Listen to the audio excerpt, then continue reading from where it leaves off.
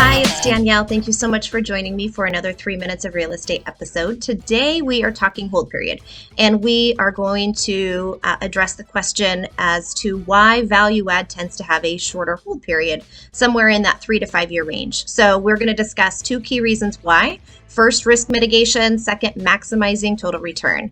And so first and foremost, let's just get going. The risk mitigation piece, it really is tied to the age of the assets that you generally acquire to maximize a value add business strategy. And what I mean by that is most of these assets are usually mid to late 70s to early 2000s. So at least 20 plus years old. And although every acquisition, generally, I should say, every acquisition has some type of inspection completed prior to ownership, there is always the unforeseen. And so with the value add strategy, your goal is to really drive that capital into areas where you can achieve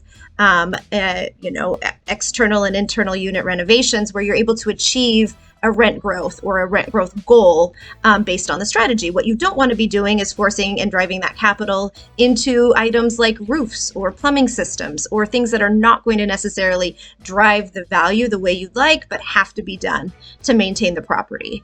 And so when capital is being spent on some of these required systems, it just can end up reducing the overall return for the investors, because you're probably not going to get to diffuse or infuse that capital into some of the renovations you wanted to complete that will end up resulting in maybe not being able to achieve that initial target rent growth that you were looking for. And the second is the hold period being 3 to 5 years so that you can maximize total return.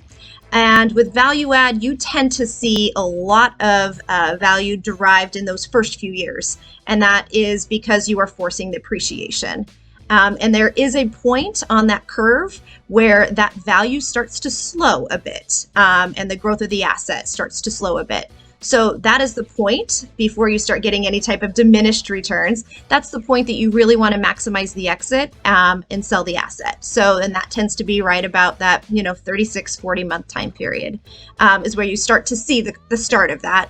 And then it could potentially be held for up to 60 months is generally the sweet spot. So exceptions to the rule, of course, and always.